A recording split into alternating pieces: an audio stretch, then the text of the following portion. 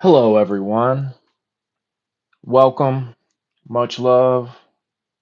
Hey, hey. Great to see you. After a quick sound check, we will be getting back into Class B today.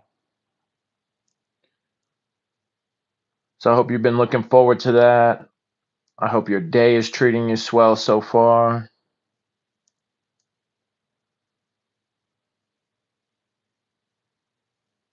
And check, check. How's the sound? Mic check.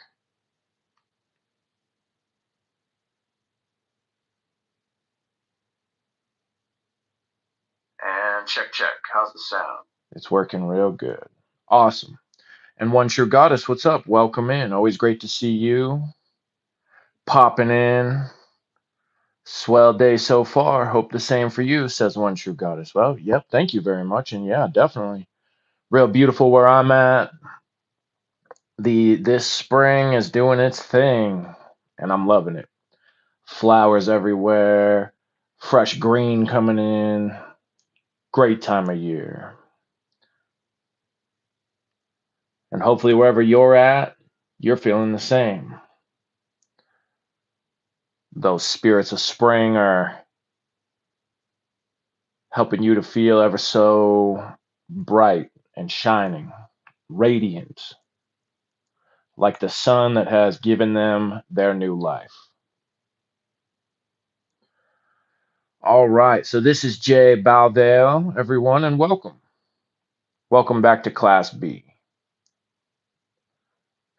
One True Goddess says, oh yeah, springing on them. Yep, springing on them indeed.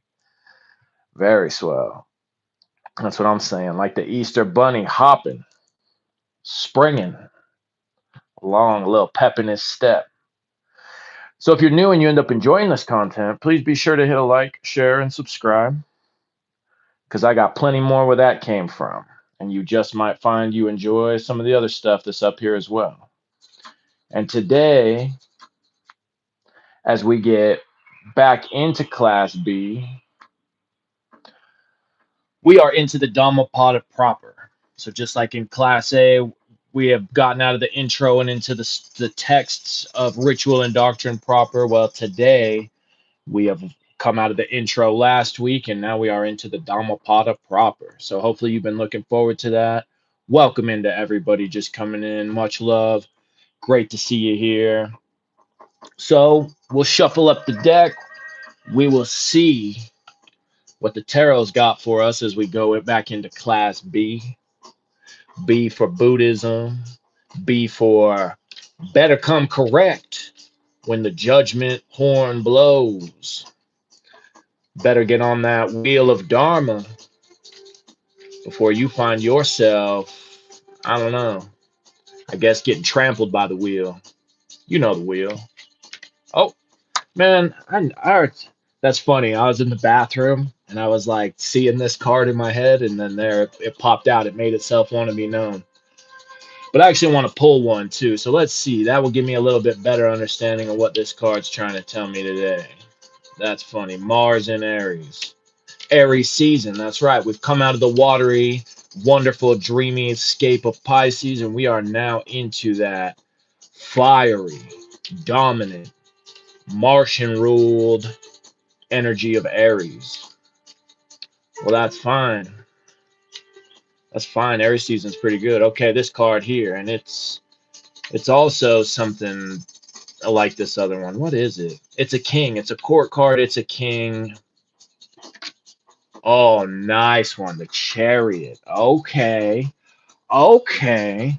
And Amog 8117, what's up? Welcome. Great to see you here. And that reminds me, I better pop back to my other chat real quick. Okay, so if I'm going to read these two side by side, and what's our energy today? What's our energy for Thursday? Amog 8117 asks, what am I doing? Well, right now, I'm pulling cards from the tarot, and then in a minute, I'm going to be reading into a book about Buddhism. So if either of those things interest you, then you might want to stick around. If not, well, it was fun while it lasted. Okay, so we do see those Tibetan daggers, but in a smaller, more knife-like form than the sword form, because we see that also on the Ten of Wands.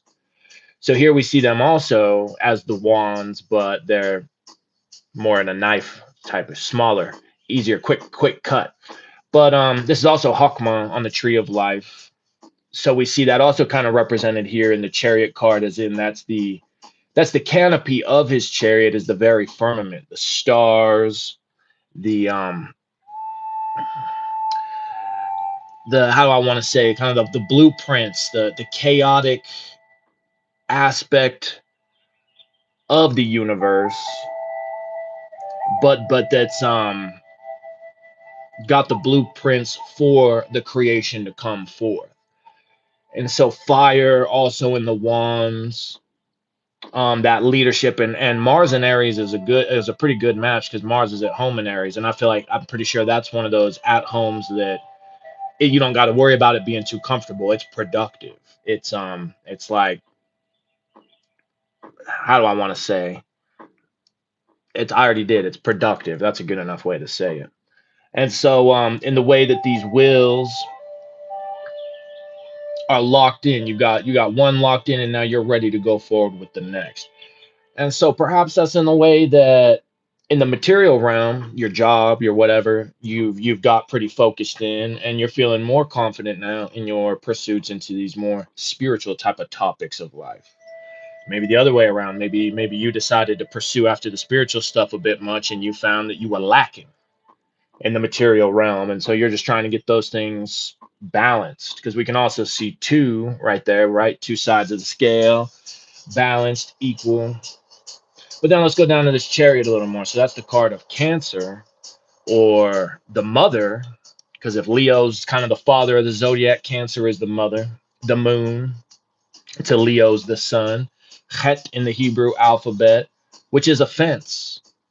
Well, kind of, sort of. Acrophonic, that's the word I was looking for the other day. Acrophonic is what the Hebrew alphabet is. And that is where Het actually just makes the sound of, like, I don't know, that sound, whatever that sound is, whatever you call that.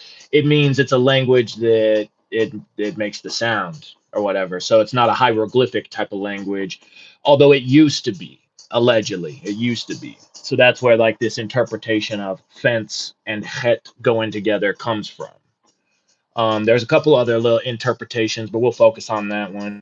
Fence. So, what is a fence to you? Well, a fence, it can be a protective thing, right? It protects what's sacred to you, and that's what this warrior here we see seated in the throne of the chariot is kind of doing. I mean, he's got his mask down, which typically means he's ready to for battle. He's got his armor on, but also he has got that holy grail in his hands, which is kind of the point, you know. So if we look at also this very abstract form on the tree of life we see in the two, but in the blueprints of it knows what the whole job from that abstraction down into that formation, that foundation, that kingdom. If it understands what the job is, and that it's really well represented in this card of the chariot, and we even see the wheels there, right? The wheels make the chariot move. The wheels of Dharma, aka similar, same idea with the Holy Grail and all of that. We see what are these little buggers called? Cherubim, I think. No, is that right? Whatever it is, there's a word for these guys, but they also look kind of like a sphinx creatures of type. The two white ones facing us, the two dark ones kind of turned away, light and shadow, the balance, the dance, and the harmony thereof, that is kind of the point of the whole dang thing. So as you figure out what is all going into this holy grail of your life, and getting ready to bring it back up the tree, well, that's kind of what I'm seeing here today. I'm seeing that at least I know that's the energy of this channel. So this might not hit for some people, but I know for what we've been studying, what we've been preaching over here, it's a lot of that exact thing. The wheel, getting on the wheel of Dharma, getting that holy grail, that knowledge and conversation of the holy guardian angel, that yoga union, all of that. that balancing up. We saw that in the adjustment card the other day too. And so, right, this kind of karmic balance up, but that goes kind of hand in hand with what's going on here to a certain degree, because that's a lot of what's going to be within this holy grail, especially if you're coming back with it poured out like that, where you're like you're coming back up the tree to the ultimate source of creation, saying, look at look at what I brought you. Look at what I brought you. You're gonna like this one. As opposed to maybe trying to, like these darker characters here down at the bottom. You're kind of instead you're kind of turned away. You're kind of like, yeah, I don't know about I don't know about this one, man. I don't know about this one. But the love of the creator is so infinite. He says, hush, my child. Don't you worry. I know you were screwing up down there. I was watching you the whole time. And that's okay. That's okay. Because it all serves a higher purpose. And again, we see that in the chariot card, that he is the warrior who understands he fights for a higher cause. He fights for a cause that is within the very cosmos itself. Cool, nice. And we even see that with Mars and Aries, right? Both of those are kind of same but diff. Mars Roman, Aries Greek, but this warrior personality, although I think most people would say that Aries was the little bit better of the two, but I don't know. I'm not a total mythology expert. So I'm sure we'll dive into that more at some point on this channel, but for now, that's what we know. That's where we're at. That's the reading of the day. So again, even your sloppiest efforts are still efforts. They're still going towards your cultivation of that holy grail, that cultivation of Dharma. So little progress is still progress. Don't be so down on yourself. Unless you're really screwing up and you know it, then what are you doing, huh? What are you doing? I don't know. You'll figure it out eventually.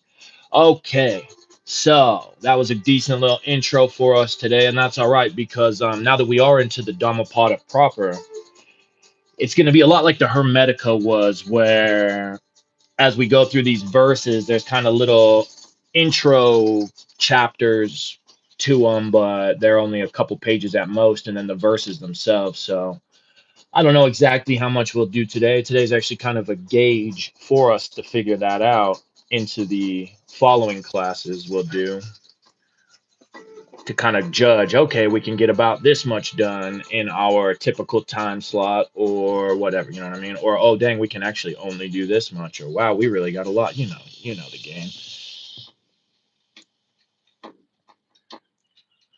All right, come on, book. Come on, book stand. Cooperate with me. You know you want to. That ought to do it. Okay. So let's do this thing, huh? And Lucretia Horvathova, hello and welcome. Sorry I didn't get to you a little quicker. Lucretia, I bet it is. Lucretia Horvathova. That's a cool name. And Sahil Makloga. Sahil Makloga. One of them. I'm not sure exactly, but welcome to you nonetheless also. Cool names. Where you guys from? I'm going to guess Lucretia, you're from like Eastern Europe or something. And Sahil, you're from Bangladesh. I don't know. Maybe let me know or don't. You know, you're allowed to protect your privacy, and I encourage you to do so. It's really up to you what you want to do. All right. Anyway, enough yapping. Let's read. So before we start in, there's a quick note on the text. Buddhist scriptures are divided into three pitakas or baskets. By far the largest and most important part of these is the Sutra Pitaka, in Pali Sutta Pitaka, or basket of discourses, which consists mostly of talks by the Buddha or one of his direct disciples. The Dhammapada, though not considered a sutra, is included in this collection. The other two collections are the Vinaya Pitaka, or basket of discipline, containing the rules of the monastic order, and the Abhidharma Pitaka, or basket of metaphysics, containing works analyzing the philosophy behind the Buddhist teachings. The oldest version of this canon to have survived is in Pali, a vernacular descendant of Sanskrit. The Dhammapada is best known in its Pali form And that is the version translated here. Buddhist terms, however, appear here in Sanskrit because it is in Sanskrit rather than Pali, nirvana rather than nibbana, dharma rather than dhamma, karma rather than kama, and so on. That these words have become familiar in the West. Right. I think most of us will probably know nirvana, dharma, and karma, as opposed to the other ones, the nibbana, dhamma, and kama. But maybe you've been real studied in the matter, so to you it's potatoes and potatoes. Okay, largely due to the influence of Mahayana Buddhism and particularly of Zen. For consistency, we have also kept the Sanskrit version of proper names, though Buddhist tradition often preserves the Pali as the more familiar form. All right, very good to know. And Chicano 22, what up and welcome to you, says Fort Worth, Texas. Very cool. I haven't been to Fort Worth in a long time. Texas in general, I haven't been down there in a while. But Fort Worth, Dallas area, definitely a fun area. Okay.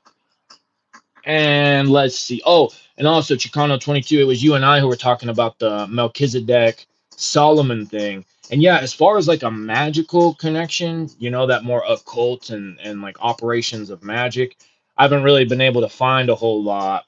But on a more like biblical aspect and just kind of understanding to what they mean of like biblical people, that yeah, there definitely is a big time overlap, which makes sense. I mean, they're both basically like a high priest of the sun, solar priest. So it would make sense that there's an overlap, but in terms of magic and all that, I still haven't uncovered a whole lot. But we've got time on our side. Okay, so chapters 1 and 2, twin verses and vigilance. The sutras, or discourses of the Buddha, preserved in the Buddhist Pali Canon, were largely aimed at the monks and nuns of the Buddhist order. But the Dhammapada was meant for everyone. Its 423 verses are much more than wise aphorisms to be read and reflected over. They contain that part of the Buddha's teachings which can be grasped and put into practice by the greatest number of people by following the disciplines of the Eightfold Path. Every reader knows that one book which becomes part of one's life means more than 1,000 others. The Dhammapada was meant as such a book, and its method for transforming our lives is given right in the first chapter. The title, Twin Verses, gives the cue. Chapter 1 presents pairs of possibilities for human conduct, each leading to a different kind of destiny. There are 10 verse pairs, and usually it is the negative possibility, the kind of conduct catering to conditioned human wants, that is presented first. Then comes the positive one, which runs contrary to human nature. And Zero, what's up, bro? Good to see you. Great to see you. Says peace, J Balvale, and peace, everyone. Much love and blessing. Same to you. Always great to see you. I hope you're having a marvelous day. Okay. So, the first alternative usually is easily accomplished and temporarily satisfying. The second, however, goes against the conditioning of the pleasure principle, and to implement it requires hard effort on the Eightfold Path. You know what? I experienced this once back on it was my birthday, 2021, and me, the goddess, and some friends were camping and going to some hot springs and all of that, and some fun swimming adventures and all that. And there was a point in the night where I was getting the cosmic smackdown, baby. And it was like crazy. I kept turning my head from left to right because it was like as I would do so, I would see exactly this. I would see that I was at this like pivotal moment in my life. And if I kept going down this one path, it was just going to lead to the suffering versus if I were to go to take this other route, that it was going to actually lead me in the way of in what this book would call the Dharma. And so, but at the time, I was seeing it more in terms of like a nasty, dark, shadowy, not fun place versus like the other path was more radiating with sunlight. And so, perhaps you've experienced that in your life. Perhaps you've experienced a pivotal moment where you saw one of these is going to lead me further into the darkness, aka the ignorance, the suffering, versus this other way is going to lead me the way I'm actually trying to go. All right, then. So, but in the long run, the sweet and easy way leads to more suffering, the hard way to nirvana. The Buddha can only point the way, the hard choice we must make ourselves again and again until it becomes part of our personality. The Buddha says later, if one who enjoys a lesser happiness beholds a greater one, let him leave aside the lesser to gain the greater. This is the greater happiness, the second, more difficult path, which will come to any human being who recognizes the choice there is in every action, even in every thought, as has the will and discrimination to choose wisely, and has the will and discrimination to choose wisely. Robert Frost's famous lines from The Road Not Taken provide a model for the crossroads at which every human being stands. Two roads diverged in a wood, and I took the one less traveled by, and that has made all the difference. Why can't a person just pass by the easy road and take the one less traveled by if it leads to permanent happiness? The obstacle is the mind. It is one's mental state that determines which of these possibilities a person will act on. The mind can be said to be a product of the human being's evolutionary drive to look out for oneself first. Its natural response to any situation is to take the easiest, least unpleasant course to personal fulfillment. The Buddha calls this swimming with the current, taking the easy path traveled by many. To find happiness, one has to go against the current, against every selfish impulse. Here one can see the dilemma the Buddha faced as a teacher. How will anyone believe that the hard way really leads to the happiness that all seek? In his experience of enlightenment, he had seen for himself that external principles operate in human affairs. Hatred, for example, cannot put an end to hatred, no matter what the circumstances or pretext. But how could he motivate others to act on these principles unless they experienced the truth for themselves? Like Jesus, the Buddha had to find ways to make things and events that everyone was familiar with reverberate with the power of what he had understood in the depths of meditation. And Zero says, you describe it perfectly. And then he also says, complete surrender. Hang on, I'm gonna finish up this intro and then I got a thought on that. Nowhere is this clearer than in the Dhammapada, where deep, subtle truths take on the garb of common village scenes familiar to the audiences the Buddha addressed. One can imagine his using verses like 13 and 14 to explain the real causes of a village quarrel or even of a war. Everyone would have known that a poorly thatched roof will leak during the monsoon rains. Now they could understand how conflicts arise when hostile thoughts leak into an untrained mind.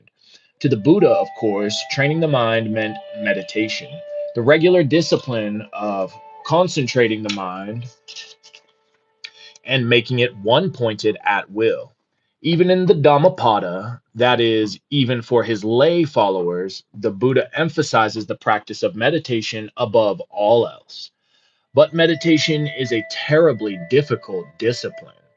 Why did the Buddha take such pains to communicate his lofty meaning to masses of people who would probably never have time or means to practice meditation? The answer is that the Buddha was an incorrigible optimist. So that's a great word, incorrigible. It's kind of like a fancy way of saying stubborn, but a little slightly different. An incorrigible optimist.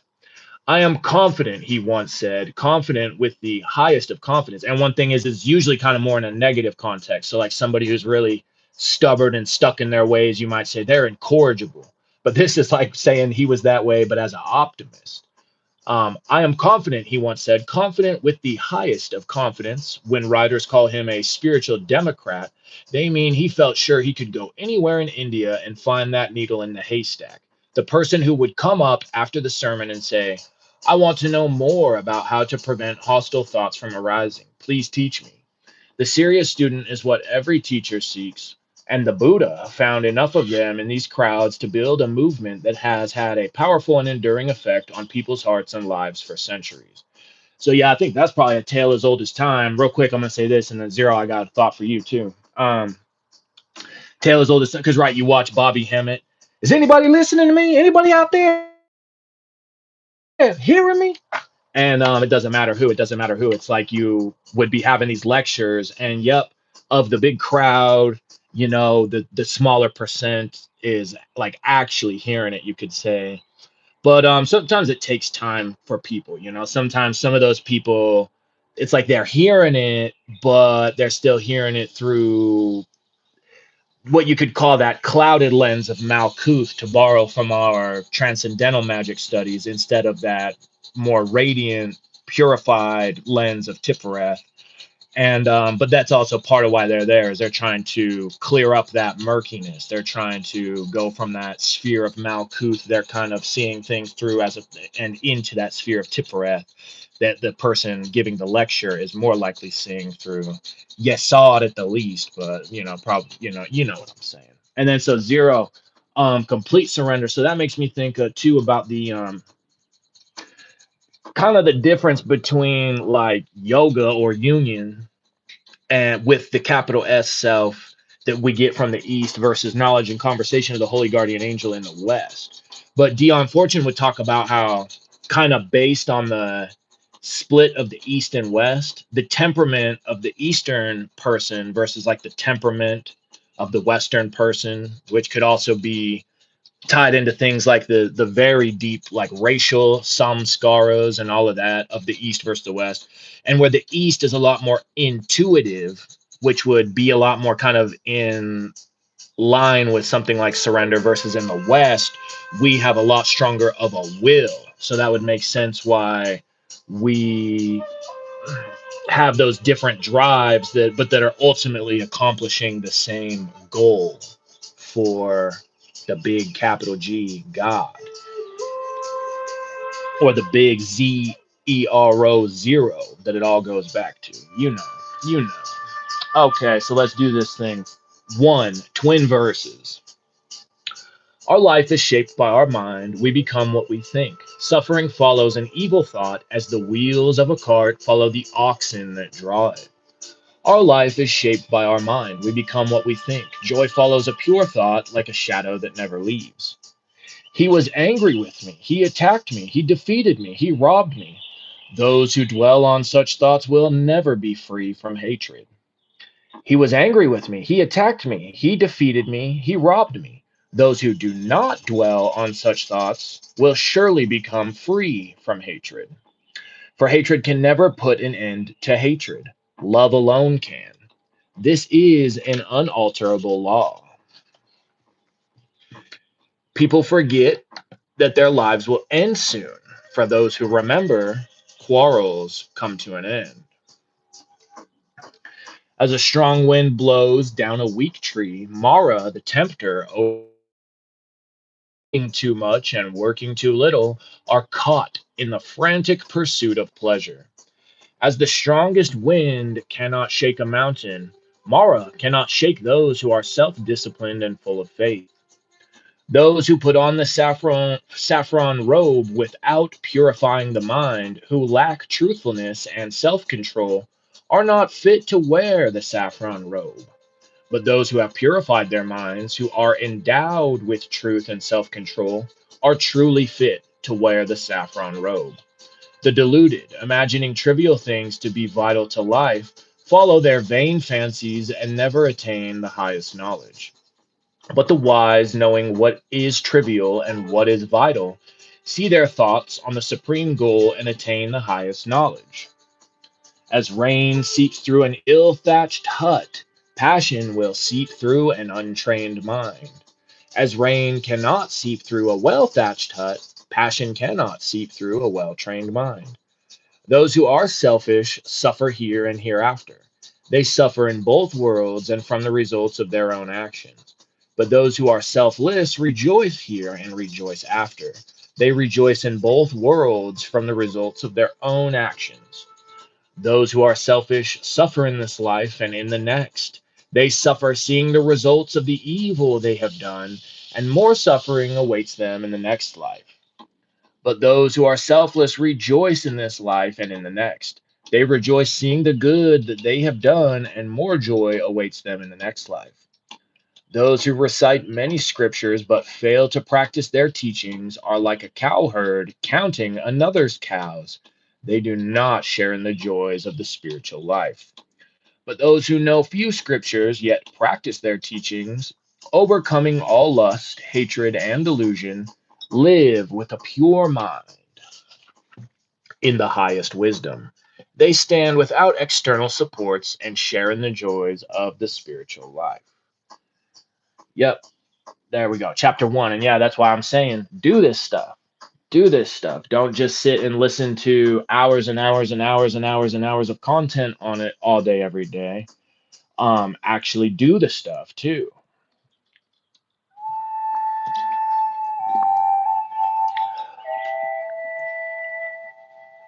Okay.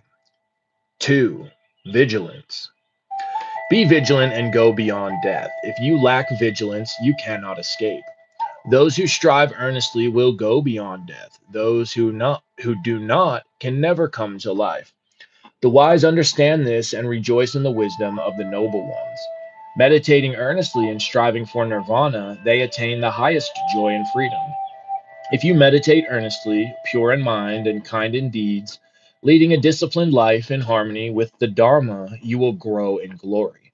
If you meditate earnestly through spiritual disciplines, you can make an island for yourself that no flood can overwhelm. The immature lose their vigilance, but the wise guard it as their greatest treasure. Do not fall into ways of sloth and lust. Those who meditate earnestly attain the highest happiness. Overcoming sloth through earnestness, the wise climb beyond suffering to the peaks of wisdom. They look upon the suffering multitude as one, from a mountaintop looks on the plains below. Earnest among those who are indolent, awake among those who slumber, the wise advance like a racehorse, leaving others behind. It was through earnest effort that Indra became lord of the gods. The earnest are always respected, the indolent never. The earnest spiritual aspirant, fearing sloth, advances like a fire, burning all fetters. Such seekers will never fall back. They are nearing nirvana. All right, then. Chapters 3 and 4. Mind and Flowers.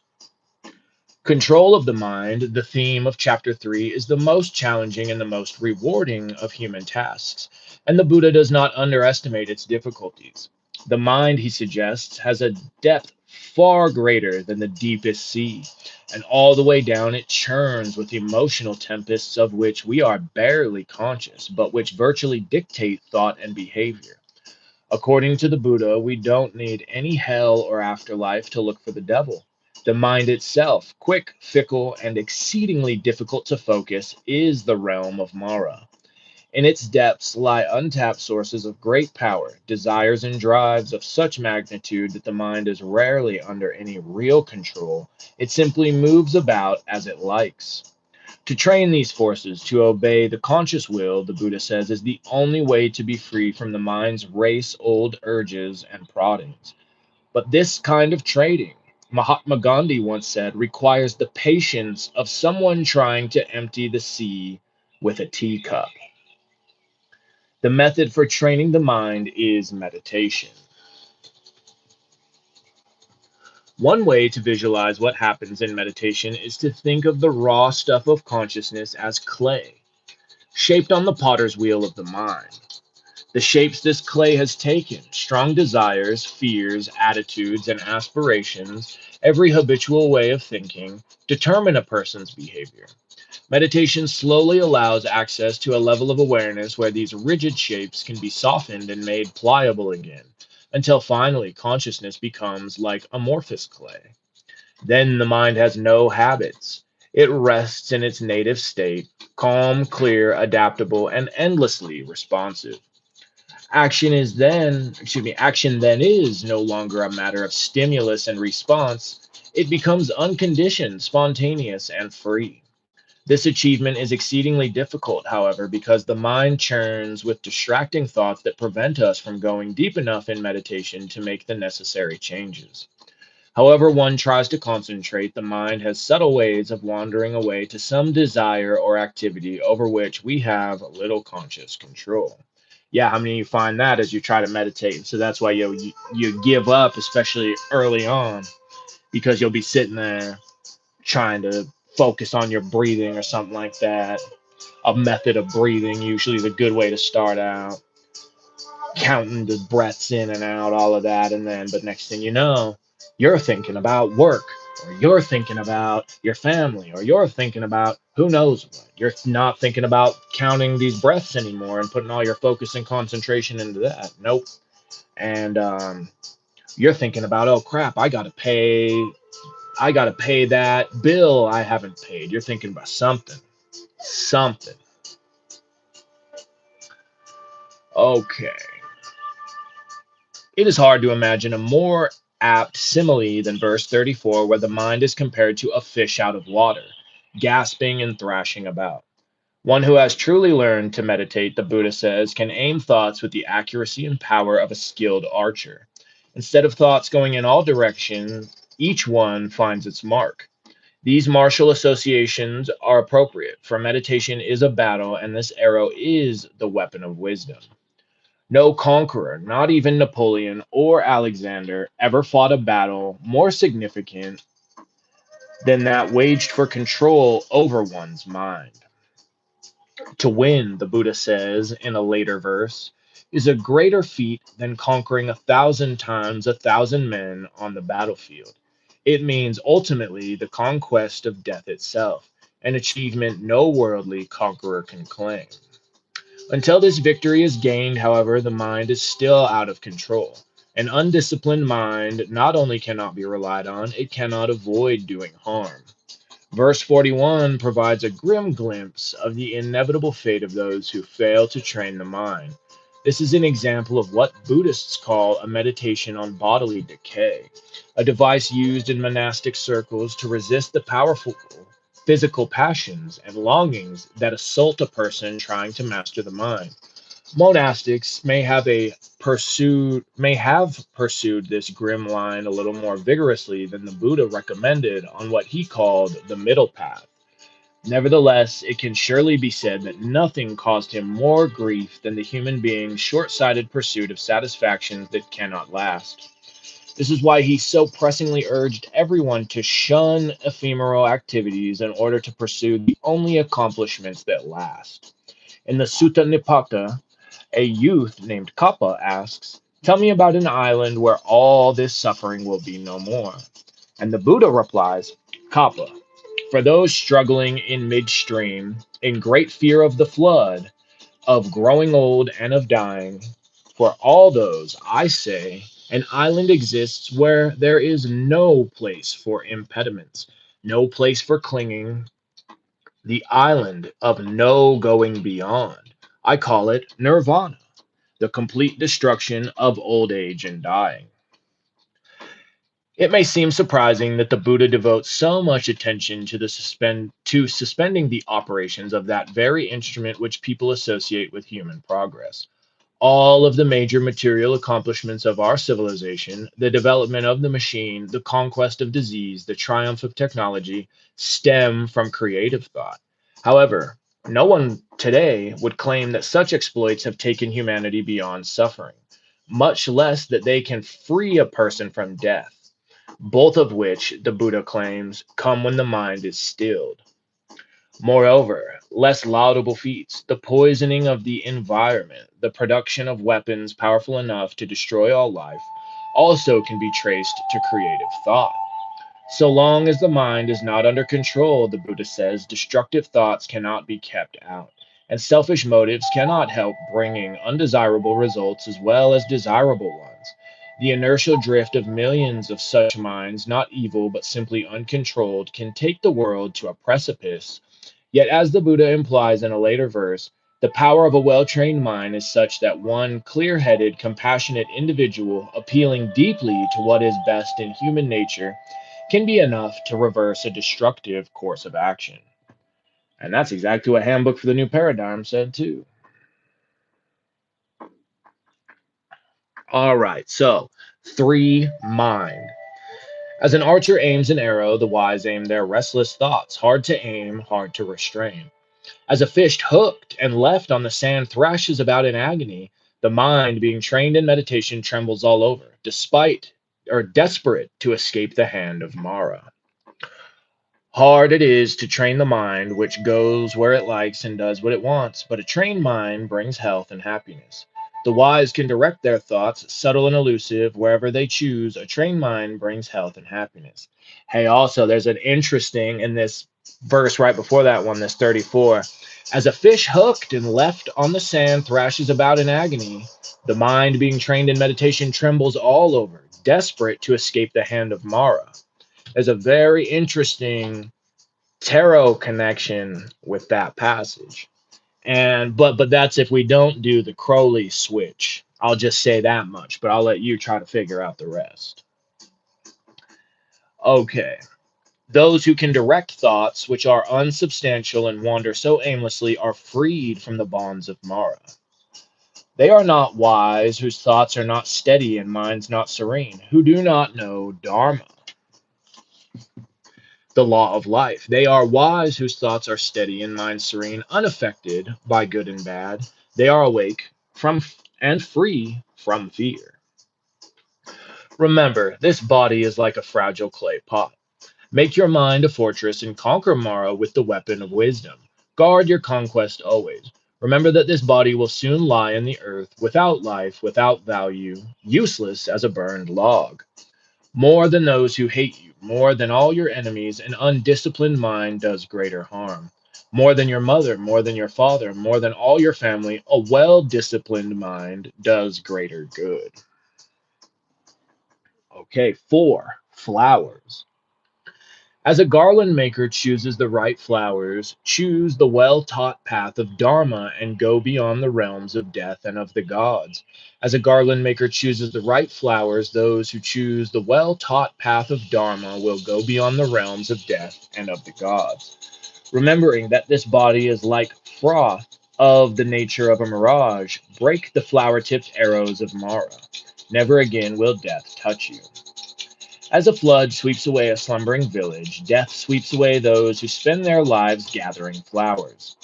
Death sweeps them away while they are still gathering, caught in the pursuit of pleasure.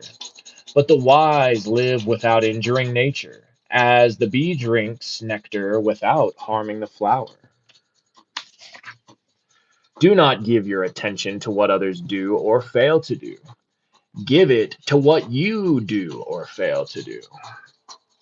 Like a lovely flower, full of color but lacking in fragrance, are the words of those who do not practice what they preach. Like a lovely flower, full of color and fragrance, are the words of those who practice what they preach. Many garlands can be made from a heap of flowers. Many good deeds can be done in this life. The scent of flowers or sandalwood cannot travel against the wind, but the fragrance of the good spreads everywhere. Neither sandalwood nor tagara flower, neither lotus nor jasmine can come near the fragrance of the good. Faint is the scent of sandalwood or the tagara, but the fragrance of the good rises high to reach the gods. Mara can never come near those who are good, earnest, and enlightened. A true follower of the Buddha shines among blind mortals as the fragrant lotus growing in the garbage by the roadside brings joy to all who pass by. All right. And I think we definitely got time for chapters 5 and 6, and maybe a little more after that. All right. So chapters 5 and 6, the immature and the wise. The title of chapter 5 is usually translated as the fool, and that of chapter 6 as the wise, as if they dealt with utterly opposite temperaments. However, Bala means not only fool, but child. A fool's behavior is not likely to improve, but a child is simply immature. Given time and experience, children grow up.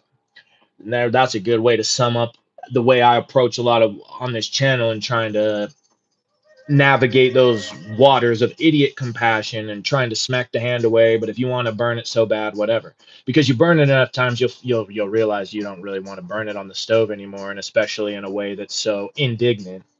Um, but with some of these people, though, it's like I don't know, it's like I say, they just want to double rather than admit they're wrong, rather than come correct. They just keep acting a fool. over and over again, and not in the good way, right here in the way that it says a fool's behavior is not likely to improve. But a child, right, Aeon of the child, Aeon of Horus, is simply immature. Given time and experience, children grow up. The Buddha was a compassionate teacher whose path was open to people of all capacities. He would not deprecate anyone's ability to grow.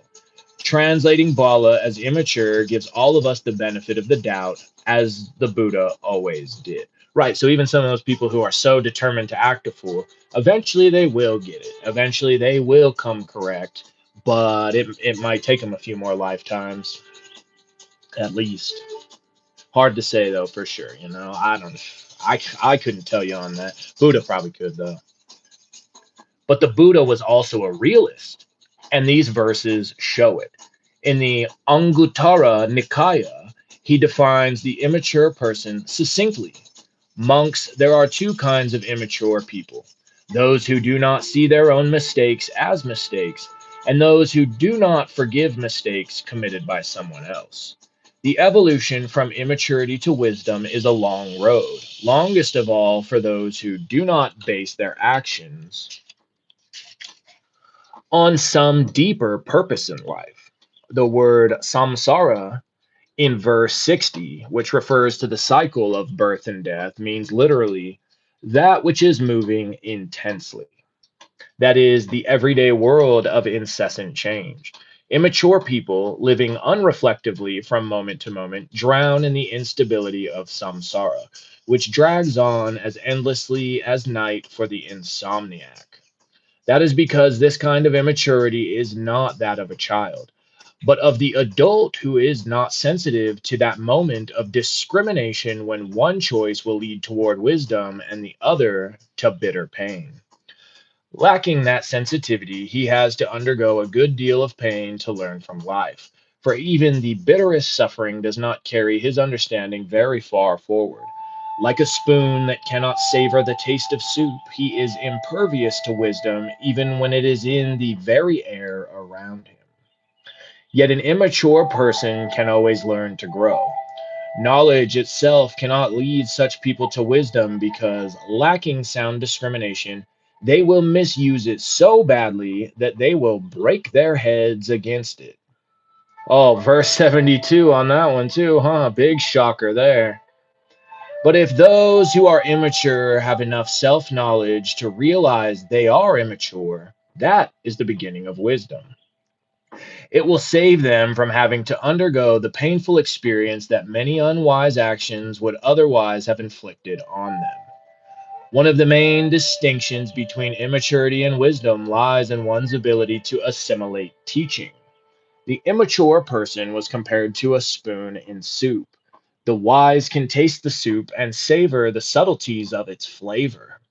Instead of being victimized by experience, they make conscious use of it to remove undesirable traits, reshaping their character as a carpenter shapes a piece of wood. And right there, big time shout out to Lord Ganesha, because that's why he's got the big belly to digest all experiences. And he's the remover of obstacles, too. That's summed up pretty well in that sentence there. Instead of being victimized by experience, they make conscious use of it to remove undesirable traits, reshaping their character as a carpenter shapes a piece of wood. That's what happens when you get your ego caught up in all this. Now you've got an image to maintain. Now you've really got to look like what you've been pretending to make yourself look like. And oh boy, you're just chasing your own tail like a dog or a snake, huh? Biting its own shocker. All right. While the immature look for opportunities to gain praise, the wise seek out someone who will help them reveal hidden treasures. Even though such a person might well criticize their weaknesses or keep them from doing something which, though pleasant, will only prove injurious. The role of the teacher in this process is simply that of a wise advisor. The Buddha teaches us to rely on ourselves to do what is necessary to gain the goal. All the effort must be made by you, he says in a later verse. Buddhas only show the way. Verse 89 mentions the seven fields of enlightenment: mindfulness, vigor, joy, serenity, concentration, equanimity, and penetration of Dharma. That is, seeing the workings of Dharma everywhere, even in the events of everyday life. In Buddhism, enlightenment, sambodhi or bodhi, is an instantaneous experience in which mental activity is momentarily suspended completely and sleeping realms of consciousness are dazzled into full wakefulness. Bodhi is not nirvana. It is a temporary stilling of the mind, which brings illumination of consciousness. Nirvana, the permanent release from all sources of suffering, is attained only when the experience of enlightenment has been repeated so often that it, not ordinary conditioned awareness, has become one's constant state. Only when the insights of Bodhi are completely absorbed into one's character and conduct would the Buddha call a person truly awake. Okay.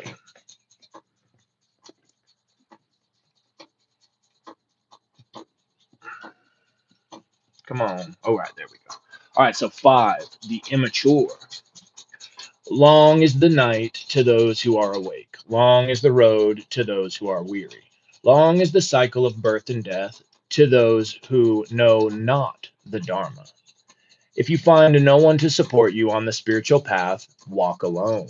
There is no companionship with the immature. They think, these children are mine. This wealth is mine. They cannot even call themselves their own, much less their children or wealth. The immature who know they are immature have a little wisdom, but the immature who look on themselves as wise are utterly foolish. They cannot understand the Dharma even if they spend their whole life with the wise. How can the spoon know the taste of soup? If the mature spend even a short time with the wise, they will understand Dharma, just as the tongue knows the taste of soup. The immature are their own enemies, doing selfish deeds which bring them sorrow. That deed is selfish, which brings remorse and suffering in its wake. But good is that deed which brings no remorse, only happiness in its wake. Sweet are selfish deeds to the immature until they see the results. When they see the results, they suffer. Even if they fast month after month, eating with only the tip of a blade of grass, they are not worth a 16th part of one who truly understands Dharma.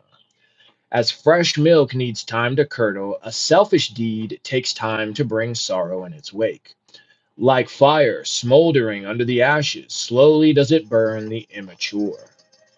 Even if they pick up a little knowledge, the immature misuse it and break their heads instead of benefiting from it. The immature go after false prestige, precedence of fellow monks, power in the monasteries, and praise from all. Listen, monks and householders, I can do this, I can do that, I am right and you are wrong. Thus their pride and passion increase. Choose the path that leads to nirvana. Avoid the road to profit and pleasure. Remember this always, O disciples of the Buddha, and strive always for wisdom.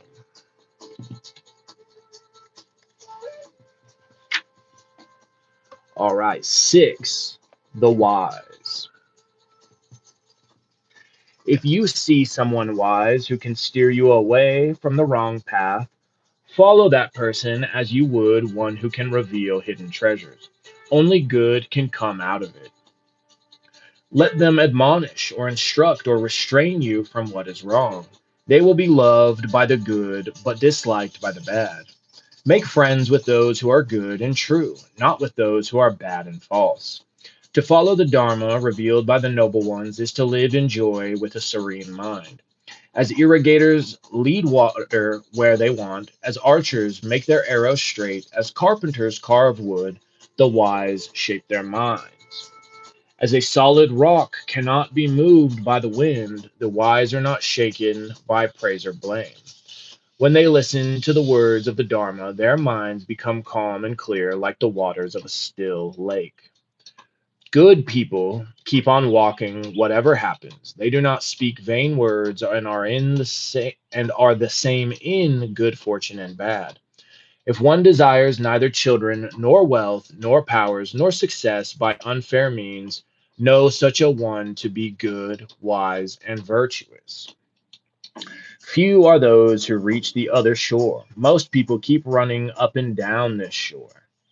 But those who follow the Dharma, when it has been well taught, will reach the other shore, hard to reach, beyond the power of death. They leave darkness behind and follow the light. They give up home and leave pleasure behind. Calling nothing their own, they purify their hearts and rejoice. Well trained in the seven fields of enlightenment, their senses disciplined and free from attachments, they live in freedom, full of light. Okay. And I figured we'd probably get about at least that much done. And since we're about at that hour point, what are we thinking? Call it for the day? What time is it? Yeah, we could do a little more. We'll push just over an hour today and do a little more. Okay, so chapters 7 and 8, the saint and thousands. Chapter 6 dealt with the man or woman steadily increasing in wisdom. Chapter 7 treats the person who is completely illumined. Arhan, or probably errant, literally one who is deserving. An errant person is or an errant is that person who, having developed the fullness of humanity by attaining nirvana, now truly deserves to be called a human being. If life is conceived of as a school where all are training for full spiritual development, the errant is the graduate. Maybe it is errant. I don't know. Errant, I'm just thinking of the English word errant, which is like error. But this one who is deserving, errant, we'll pronounce it unless somebody comes along and lets us know for sure. Profound, measureless, unfathomable is the errant. Like the great ocean, says the Buddha, the concept reborn does not apply to such a person, nor not reborn, nor any combination of such words. Dozens of monks, nuns, and lay followers are said to have attained this state within the Buddha's lifetime. Arhantship is the goal of the spiritual journey, fourth and last of the phases passed through in the course of attaining full realization of the Buddhist ideal. In the first of these phases, the aspirant is called a stream winner, Srotapana, while the immature are said to run up and down this shore of sorrow, making no intentional use of their experience to further spiritual growth. The stream winner has begun to practice the Eightfold Path. Such people have plunged into the stream that leads to nirvana. Their direction is not with the current, but upstream against all the normal urges of human conditioning. After a good deal of arduous effort, generally over many lives, the aspirant becomes a once returner, Sakradagamin, one who has sighted the other shore of nirvana but not yet reached it. For such a person, the crossing can be completed in just one more life. Those who finally reach the other shore become a never returner, Anagamin. Their purpose in life is fulfilled, and therefore they need never be born again. They may then become an Arhat, one whose path in life cannot even be traced, because their actions no longer leave behind the residue of karma. Their responses to life are not dictated by what happens to them, whether good or bad. They act in complete freedom. The cycle of birth and death no longer contains them. Since they lack nothing, there is nothing that life has to offer that they need or desire. Yet the Buddha would still prod such people to make their fullest contribution to others. He said to his disciples, "Go forth, therefore, brethren, on your journey. For the joy of the many, for the happiness of the many, out of compassion for the world, teach the Dharma, which is beautiful at the beginning, beautiful in the middle, and beautiful in the end. Let not any two of you go together." Despite such statements, some maintain that the Arhat ideal, full freedom from the cycle of birth and death, is not the highest. Mahayana Buddhists went so far as to call the Arhat a private Buddha, Pratyeka Buddha, implying that such people do not share the fruits of their attainment, deserting a suffering humanity to bask in nirvana. The Mahayana ideal was called Bodhisattva, literally one whose nature is enlightenment. In early Buddhism, as in the present day Theravada tradition, the word bodhisattva referred solely to that being who, before becoming the Buddha, had vowed to become a Buddha over many lives in the distant past, and who finally attained nirvana in his life as Prince Siddhartha. To the later Mahayanists, bodhisattva came to mean anyone who vows to be reborn countless times, never to enter final nirvana until the last sentient being is rescued from samsara. Right, they talk about the bodhisattva vow. And in magic, think about too, that's why the absolute, really, you can't really get to the sphere of Hokmah or especially Kether. But that would make sense because if you decide to basically purposely get to the sphere of Binah, which would be like the highest you could get before stepping into that ultimate nirvana, because you realize that, hey, this work of a magician, this is the great work, baby. And there, and it's the exact same thing that's being said here, because and the same thing that was said in books like Handbook for the New Paradigm and all that, where it's the taking on the task of ascended master type and all of that, of trying to help to liberate all sentient beings from samsara.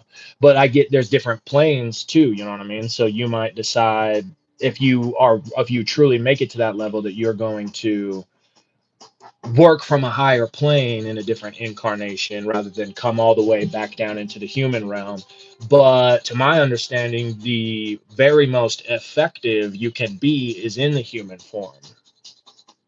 But um shoot, they only say that in a few different cultures, so I don't know, maybe they're all wrong. I don't know for sure. I just know it makes perfect sense, and especially with books like Handbook for the New Paradigm, which is a little bit more on that star seedy type of angle.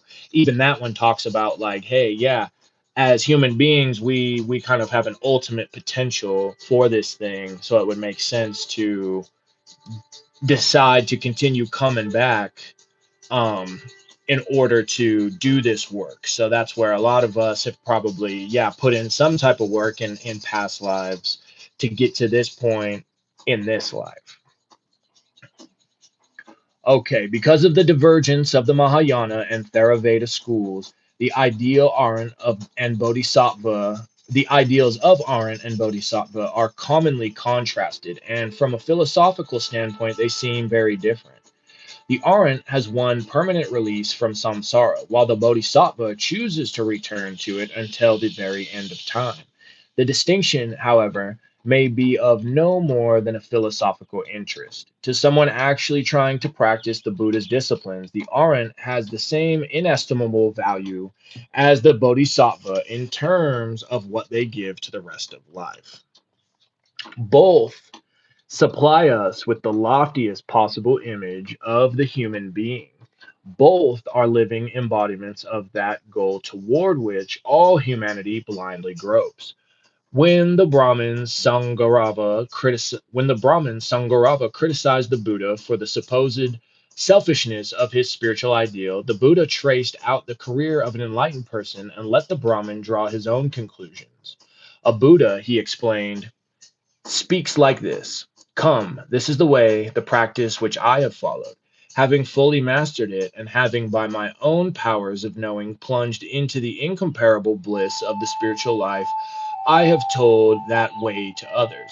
Come and follow likewise, so that you too, having mastered the practice and by your own powers of knowing plunged into the incomparable bliss of the spiritual life, may abide in it. In this way, the teacher teaches Dharma, and others follow to attain that goal. Such teachers, moreover, number many hundreds, many thousands, many hundreds of thousands. If this be the case, do you think the merit of having taken to the spiritual life benefits just one person or many? From the Anguttara Nikaya. In a world whose survival is in doubt from day to day, those who have conquered the passions that wreck relationships and precipitate wars serve their fellow creatures ceaselessly in a way that no one else can, and in a way that will not end with death. That fact transcends any philosophical difference between the Arhat and the Bodhisattva. All right, so 7, the saint. They have completed their voyage. They have gone beyond sorrow. The fetters of life have fallen from them, and they live in full freedom. The thoughtful strive always. They have no fixed abode, but leave home like swans from their lake. Like the flight of birds in the sky, the path of the selfless is hard to follow. They have no possessions, but live on alms in a world of freedom. Like the flight of birds in the sky, their path is hard to follow. With their senses under control, temperate in eating, they know the meaning of freedom. Even the gods envy the saints, whose senses obey them like well trained horses and who are free from pride. Patient like the earth, they stand like a threshold. They are pure like a lake without mud and free from the cycle of birth and death. Wisdom has stilled their minds, and their thoughts, words, and deeds are filled with peace. Freed from illusion and free and from personal ties, they have renounced the world of appearance to find reality. Thus have they reached the highest. They make holy wherever they dwell, in village or forest, on land or at sea. With their senses at peace and minds full of joy, they make the forests holy. Okay, and eight thousands. Better than a speech of 1,000 vain words is one thoughtful word which brings peace to the mind. Better than a poem of 1,000 vain verses is one thoughtful line which brings peace to the mind. Better than 100 poems of vain stanzas is one word of the Dharma that brings peace to the mind. One who conquers himself is greater than another who conquers 1,000 times 1,000 men on the battlefield. Be victorious over yourself and not over others. When you attain victory over yourself, not even the gods can turn it into defeat. Better than performing 1,000 rituals a month by month, the 1,000 rituals month by month for 100 years is a moment's homage to one living in wisdom. Better than tending the sacrificial fire in the forest for 1,000 years is a moment's homage to one living in wisdom. Making gifts and offerings for a whole year to earn merit is not worth a quarter of the honor paid to the wise. To those who honor the wise and follow them, four gifts will come in increasing measure: health, happiness, beauty, and long life. Better to live in virtue and wisdom for 1 day than to live 100 years with an evil and undisciplined mind. Better to live in goodness and wisdom for 1 day than to lead an ignorant and undisciplined life for 100 years. Better to live in strength and wisdom for 1 day than to lead a weak and idle life for 100 years. Better to live in freedom and wisdom for 1 day than to lead a conditioned life of bondage for 100 years. 1 day's glimpse of the deathless state is better than 100 years of life without it. 1 day's glimpse of Dharma is better than 100 years of life without it. All right, then. So tomorrow we start with chapters 9 and 10, evil and punishment. Ho, ho, ho, ho, ho. That ought to be good. That ought to be real good. Cool. So that was pretty good start to the Dhammapada. Some very insightful teachings for sure.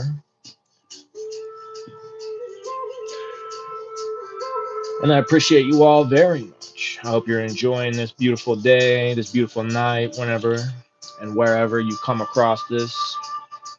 May it be blessed. May it be setting forth the wheel of Dharma for you.